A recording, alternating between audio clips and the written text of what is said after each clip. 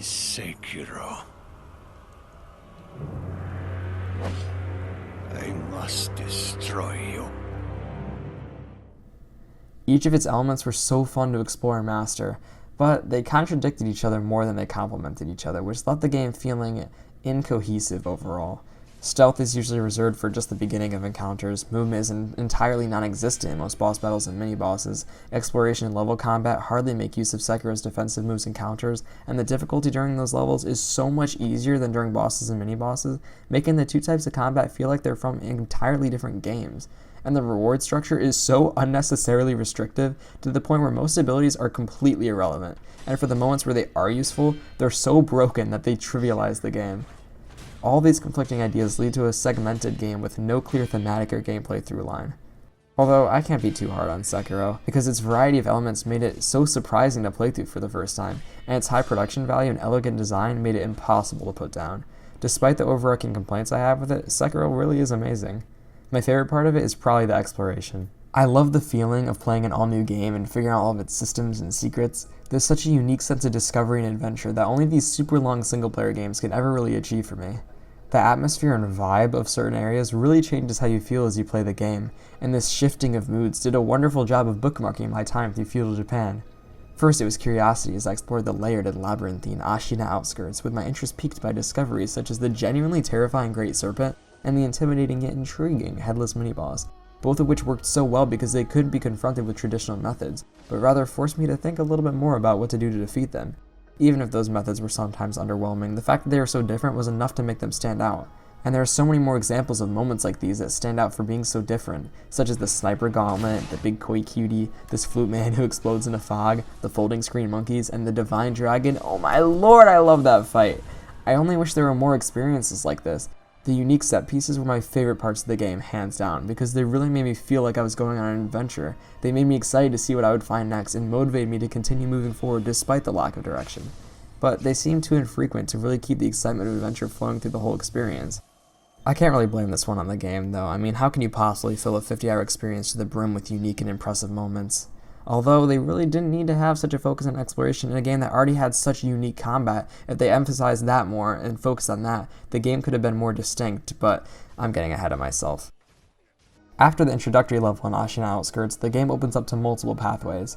From there you can head down into the dark and spooky abandoned dungeon, which leads towards Mount Senpu, which is surprisingly relaxing with all the petals, green grass, and mountains and trees as far as the eye can see. Is it just me, or whenever there's a game that takes place in the past and you look far off in the distance and see nothing but nature, it fills you with longing for a time you never lived to see?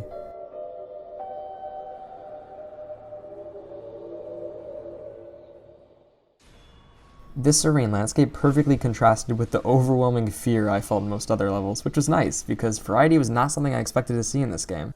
That was actually one of my biggest concerns before playing Sekiro, because the setting seemed too restrictive, but I was definitely proven wrong on that one. The variety actually ended up being one of my favorite parts of the game, and one of the many things that made me love the exploration in this game so much.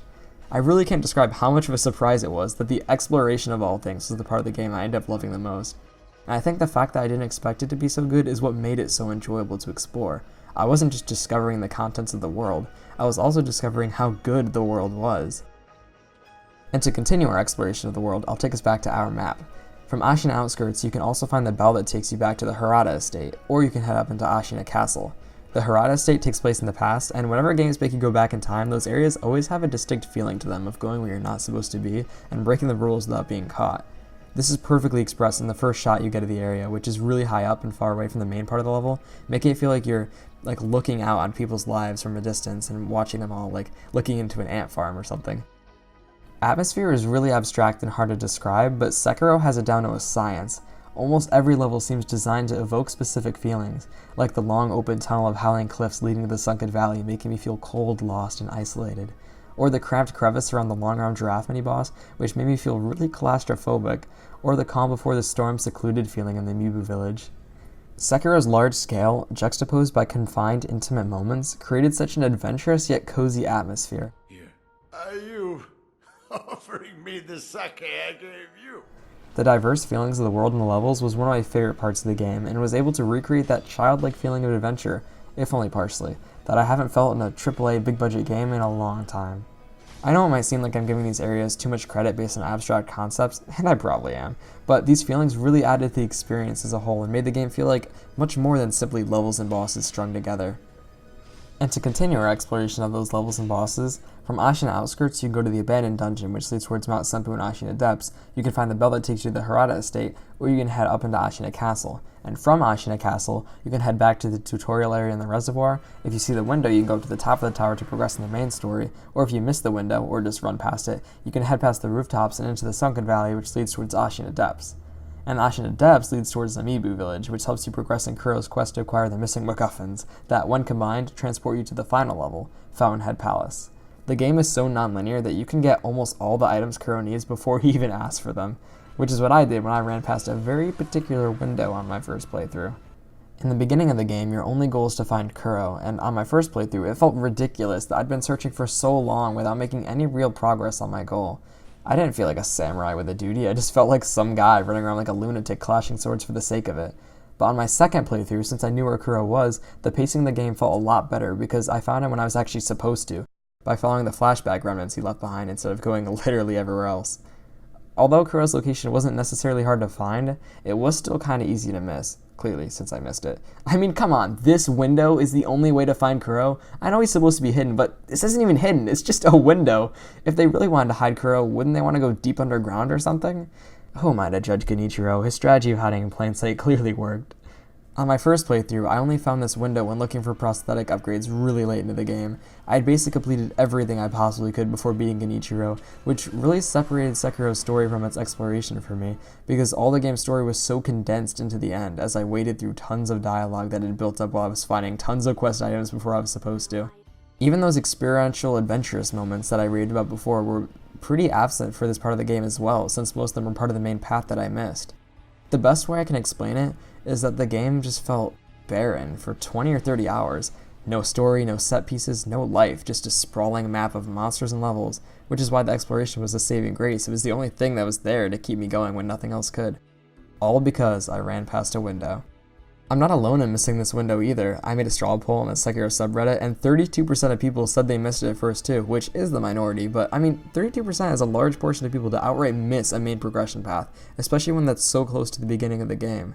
I appreciate the game giving me options and letting me make mistakes by going in the wrong direction. Even now, I still think it's awesome that I had a distinctly unique experience compared to 68% of players, but the surprisingly large 32% of players who didn't progress along the main path for the majority of the game because they missed a window shows that we really should have been forced to kill Genichiro before progressing to other areas. It just doesn't make sense that Wolf would want to run around like an idiot for so long when he probably knew that Kuro was in the castle. I could be wrong on this though, and I admit this is probably the weakest point I have, considering the remnants do give you enough clues as to where he is, but I guess I forgot about that in my frightened escape from all these rooftop creeps, as I bolted unknowingly past the boy I swore to protect. But by doing so, I discovered how irrelevant exploration was to the rest of the game. The stories, set pieces, and well-designed confined encounters were all part of the main progression path, and would have been enhanced by the pacing and ease of travel of a linear game. Instead, Sekiro's goals of freedom and exploration clashed with its other goals of story and set pieces, which just wasted time that I could have spent clashing swords. I really did like the exploration, but the combat is certainly the more unique part of the game, and could have been more defined if every part of the game accentuated that combat, instead of taking away from it. Even though I loved the exploration, the mere existence of it split the game's focus, making it hard to recommend to fans of exploration or combat. Not to mention that the lack of focus led to me spending half of my playthrough wandering aimlessly through a dead world devoid of purpose. So, what did I do while I ran around with a no narrative progression through 2/3 of the game's content? Well, I tried to enjoy the material incentives, but I think the game really dropped the ball here, although a lot of these issues might just be because of the type of player I am. I usually don't use limited items unless I absolutely have to, and I tend to stick with my initial way of doing things in a game unless the game forces me out of my comfort zone. Sekiro encourages the usage of its more interesting abilities and items sometimes, but more often than not, you can just stick to the same combat rhythm without having to change your strategy all that much. The wolf's prosthetic arm changes how he fights. This mysterious shinobi tool can be outfitted with an arsenal of powerful items. The flat upgrade materials, prayer beads, battle memories, and gourd seeds don't even change how you play at all. It's still nice that you can opt to not use any of them by not turning them in if you want to challenge yourself, but besides challenging yourself, these are a no-brainer to use. And in stark contrast to those 3 significant upgrade items, there is nothing else in the game to care about finding. Consumable items are all just temporary stat increases, debuff cleansers, grinding boosts, all the generic video game items. The only ones that actually end up being useful are the fire, poison, and terror gourds you get later on, which remove the burn, poison, and terror debuffs. These items are actually helpful because they're unlimited. You only have 5 uses for each life, which keeps you from abusing them, but you can keep resting at an idol to replenish your supply, which keeps you from being afraid to waste them. If other items, and especially spirit emblems, work this way, where they replenish infinitely on rest, then I wouldn't feel so hesitant to use the extra abilities the game gives me. The fear of wasting spirit emblems essentially removes sword art, skills, and prosthetics from the game for me. These abilities seem to have taken a large amount of work to make, but are almost inconsequential in the final product. Usage of these abilities is discouraged because there are way too many of them, most of them are extremely underwhelming and specific, with hardly any situations that incentivize their usage. You can only equip a few at a time, and they require a finite resource to use. The overabundance of prosthetics, sword arts, and skills just confused me and discouraged me from experimenting with them, and was only made worse by how restrictive the equipment options for them were. For sword arts, for example, each of them would have a specific time where they could be useful, which would have added to the list of options you could have during each fight, but since you can only equip one at a time, you'll almost never have the one you need equipped when you need it, and opening up a menu just to switch to a sword art that isn't even that much more effective than basic sword swings just isn't worth it.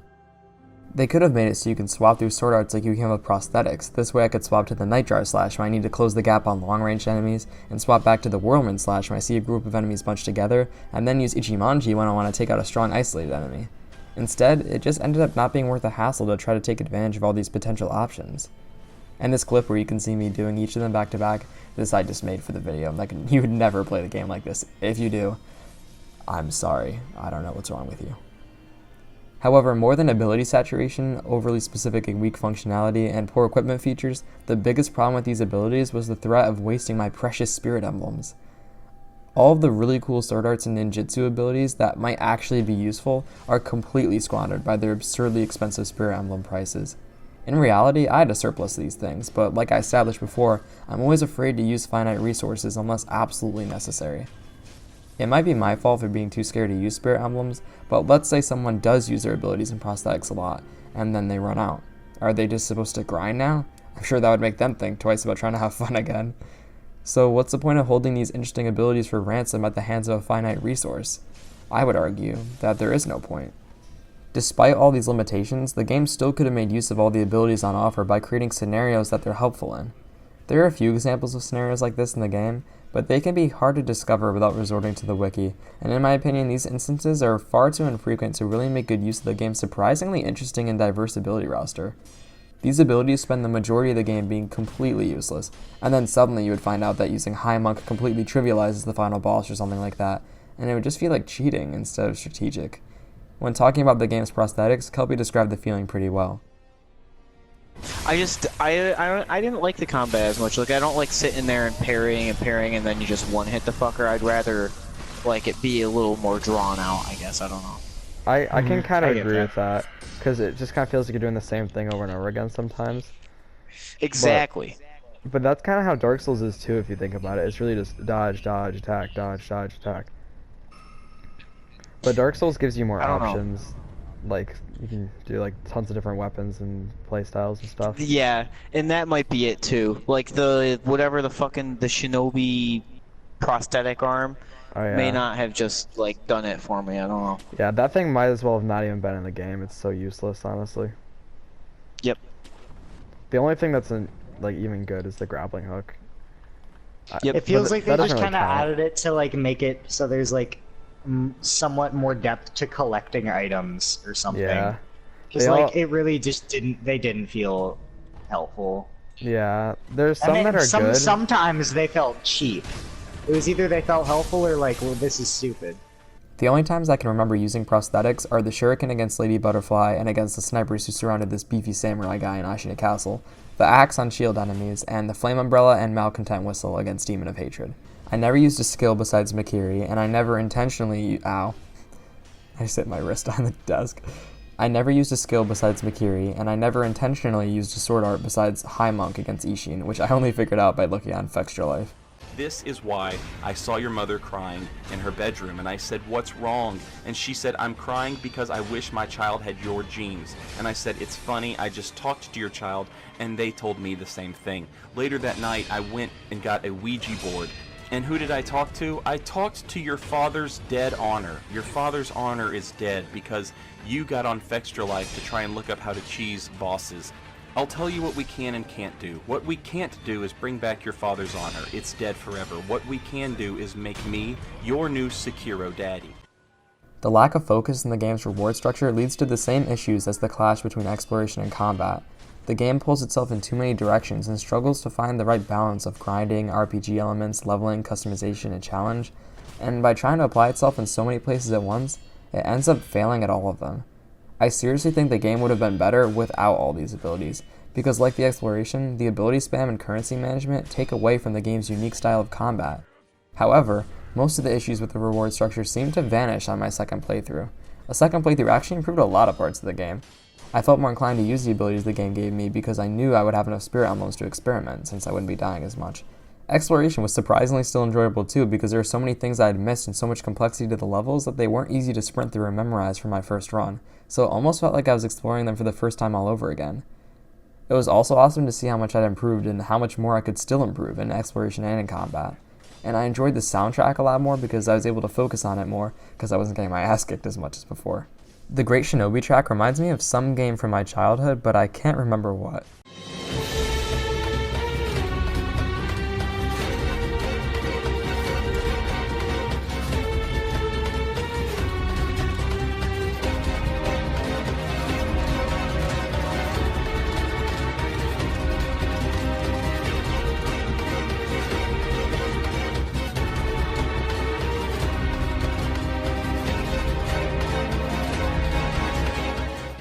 I love that track, and the Divine Dragon with its sense of wonder and feeling of flying.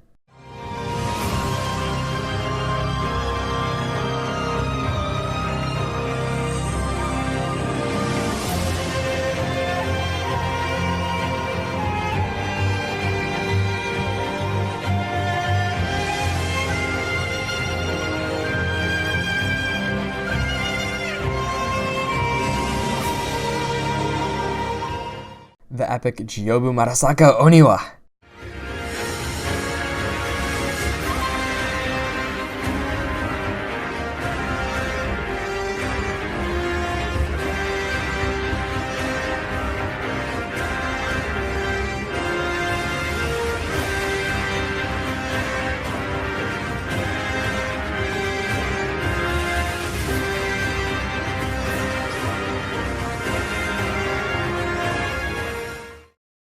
The calm yet mysterious Fountainhead Palace.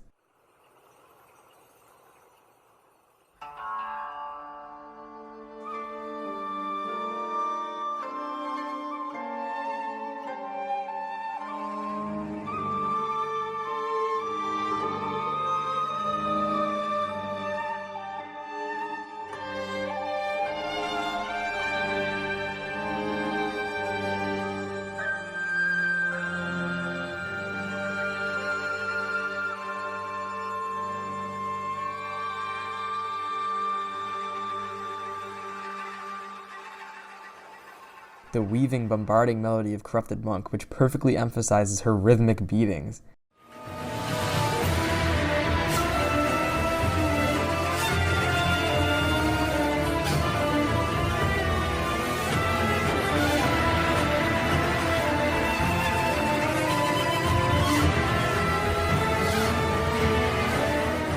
And I love when you first hear the Mist Noble playing his flute. Oh my god, it's amazing.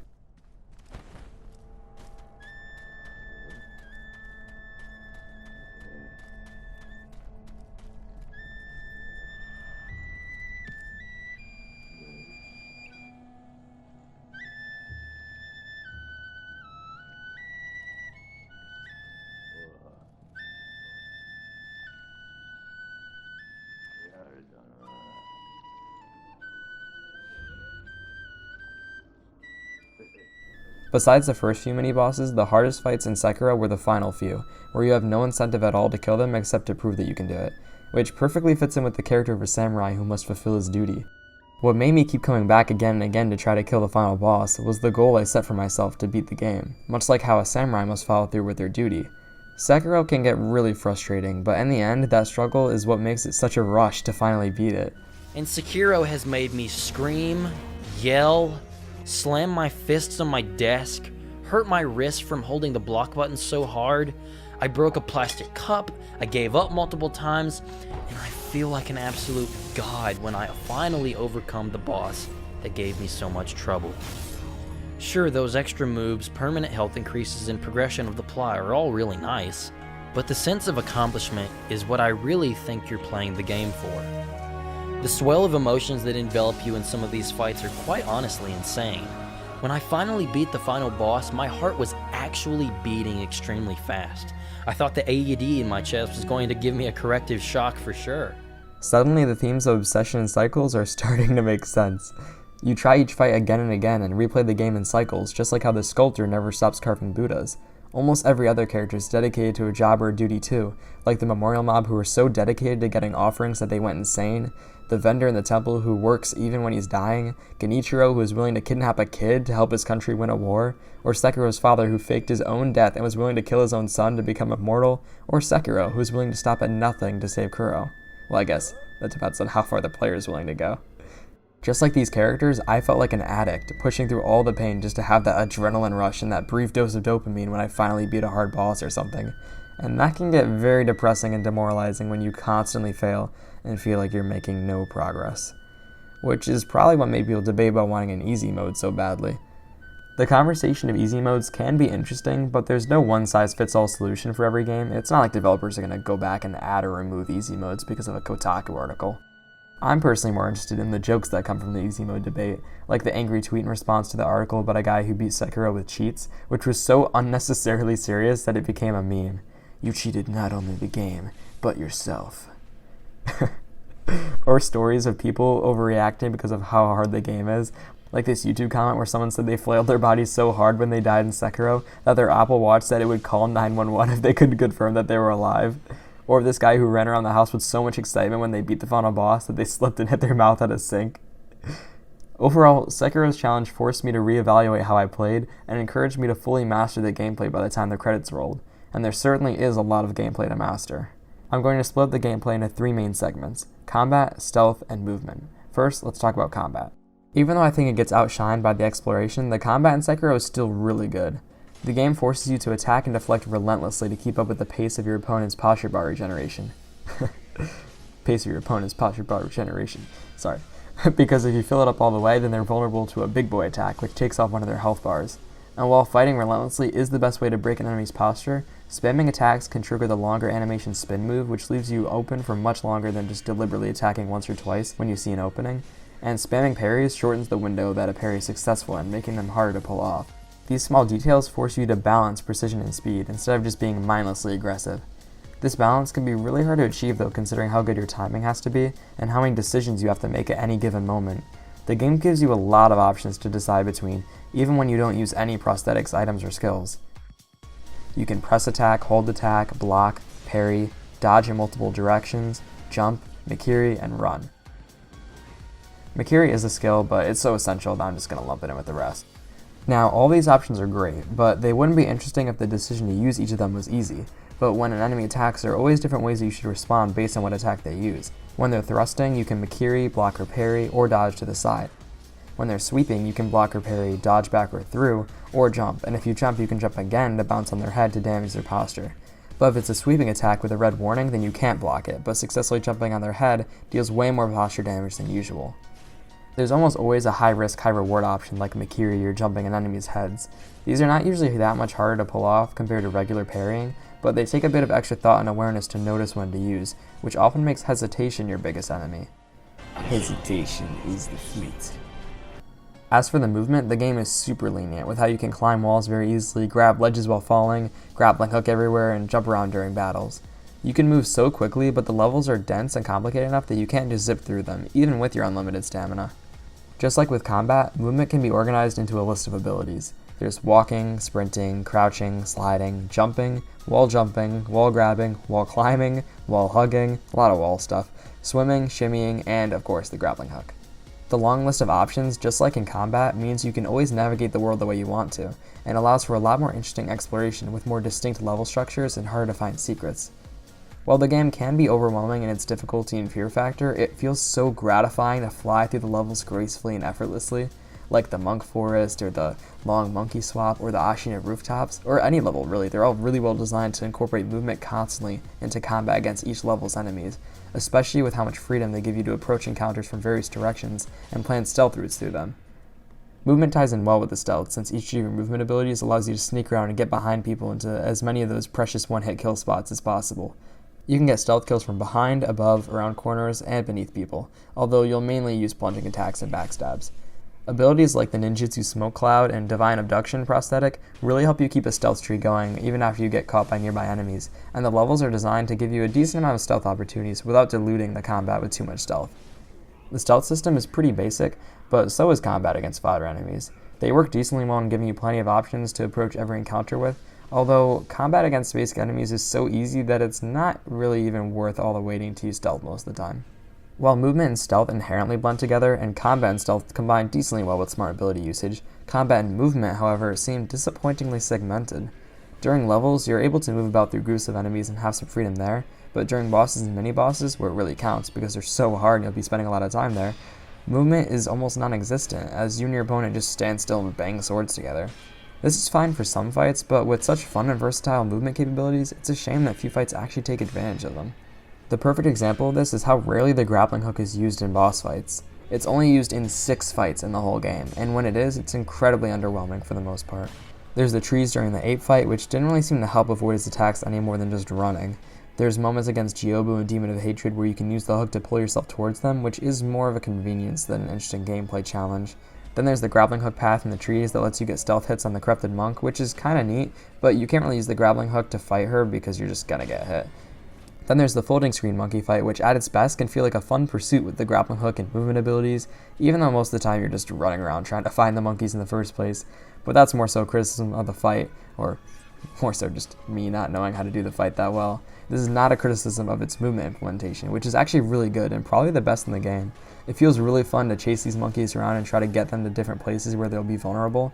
Its only competition with successful movement integration is the Old Dragons of the Tree, which let you use grappling hook points to maneuver and perform cool sweeping moves upon successful plunging attacks. I wish more fights used movement like the monkeys and the elderly trees. It's just so fun, and a nice change of pace from the stationary dueling of every other fight. And then lastly, there's the Divine Dragon fight, but the grappling hooks there are mostly irrelevant and only there to look cool, which is fine for that fight, but I can't help but feel like most of the traditional boss fights could have used some more movement instead of me and my opponent mostly standing still. What really illustrates how disappointing the separation between movement and combat is are the few moments where all the game's elements come together to create really interesting scenarios, such as the mini-boss general on the Ashina Castle staircase, where I had to use stealth to take out one of his health bars and a couple of snipers, and then use movement to zip about to the rooftops to gain a vantage point to use shuriken on the remaining snipers, and then use pure combat when I jumped down to finish off the fight once the general was the last man standing. Scenarios like this challenged me to use all the tools at my disposal and created memorable moments because of how smart I felt during them. Situations like these are almost like puzzles because you have to come up with a specific solution for how to complete them. If you just jumped in there and tried to only use your sword, you would get promptly destroyed, which forces you to plan your attack more and use all the advantages that the game gives you. I love moments like these, but they were way too infrequent and made it feel like the game only scratched the surface of its gameplay potential. I'm not saying that the gameplay elements on their own don't feel great, only that if they're all going to exist together, they might as well just intersected more to create more interesting encounters, because the scenarios where they do are some of the most standout moments in the game for me. Speaking of standout moments, a surprising amount of them actually came from Sekiro's story. I think the trend of vague, lore-heavy stories in games is kind of worn thin, but the story of a samurai who is blindly dedicated to his duty works really well as a story that leaves a lot of information out, because for Sekiro, the details don't matter. All that matters is that he has a job, and he's going to do it no matter how ambiguous it is. I like the story that was there, but I feel like I would have been more invested if I got to know the characters better. Genichiro and Sekiro seem like their actions are fueled by a lot of their past, and we never get to find out much about that. However, it is impressive how much of emotional impact some of these scenes can make considering how little storytelling they give you. I have no idea how they do it so well. Such as the Genichiro fight on the top of the tower, which was genuinely intense whenever another cutscene played, because I was scared that there was going to be another phase. And remember, I fought this fight really late in the game, so I can't even imagine doing it in the beginning of the game. Or Owl shouting the number of times he killed you during his first fight, which really hyped me up to kill him. 1. The parent is absolute. Their will must be obeyed. Yet, I'm sensing some insubordination. I loved talking with all the NPCs, especially the sculptor and Ishin, and I loved all the endings. The one where Sekiro becomes just like the sculptor in the end was way more interesting than it should have been. And shout out to English voice acting, it's really good, except for Kuro. Wolf, you found it. The writing is surprisingly good, and the narrative made me feel way more emotion than most games with traditional storytelling ever could. Overall, the story is really good, and they make it seem so effortless. The whole game feels effortless. Sekiro is definitely my favorite game of the year. The movement is so fun, the stealth adds an interesting level of strategy, the combat succeeds in capturing that feeling of clashing swords that it set out to achieve, and the difficulty forces you to relate to Sekiro and become a master with the gameplay mechanics.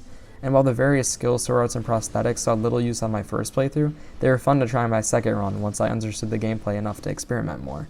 And the exploration utilized Sekiro's fun movement abilities and made me excited to see what would happen next. Sekiro is my favorite game of the year, but it more or less won by default. What else even came out this year? If I compare Sekiro to my list of favorite games, what earns it a spot with the rest of them? Sekiro is amazing, but it just doesn't have that wow factor that a lot of my favorite games have. Each of its parts are great, but the game as a whole doesn't do anything to really stand out and make an impact. Sekiro is dark, daunting, deep, and dynamic, but it's not distinguished. Despite its high level of quality, it has no soul of its own. It's an amalgamation of various goals and influences that at best don't improve each other, and at worst contradict each other, which makes the overall package feel undefined. The reward structure swaps inconsistently between being disincentivized and being so overpowered that it trivializes combat. Stealth and combat take away from each other, leading to overly simplistic encounters besides bosses and mini-bosses, and the stationary clashing of swords combat within those bosses and mini-bosses feels at odds with the flowing movement and exploration of level combat. And even the difficulty is inconsistent, with most levels being underwhelmingly easy, while some of the mini-bosses and bosses are incredibly demanding. Is Sekiro an exploration game, an action game, a stealth game, an RPG, a boss rush, a story game? I don't know, it tries to be all these things, and it ends up just being nothing at all. By trying to achieve such a broad scope of goals, Sekiro fails to make a name for itself, which may be why everyone continues to compare it to Dark Souls, which is funny because if anything, it's the complete opposite of Dark Souls. Everything in Dark Souls works together to build upon its themes and emotional goals, and to make it stand out compared to everything else on the market, which makes it so easy to overlook its flaws, whereas Sekiro just ends up blending right in, and its lack of distinct goals makes it hard to defend when its quality falters, especially because its high quality and production value are its main selling points, to me at least. This is why I wanted to wait so long to make comparisons, because I feel like Sekiro deserves to be recognized for its successes, even if the overall package is not as thematically or mechanically focused as Dark Souls, or any of my other favorite games.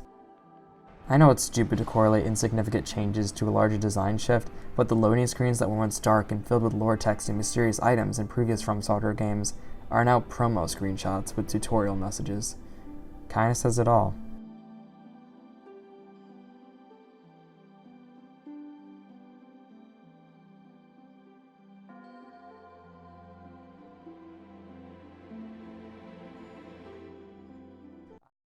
I just want to swing through the city by my string, looking pretty with my bun and my prepubescent beard.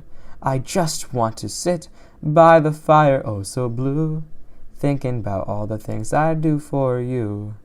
I'd kill monsters with confetti, plunge on samurai who aren't ready, and even though I might be one arm down, I've got a duty and a grappling hook so you won't see me frown. Bye guys, thanks for watching.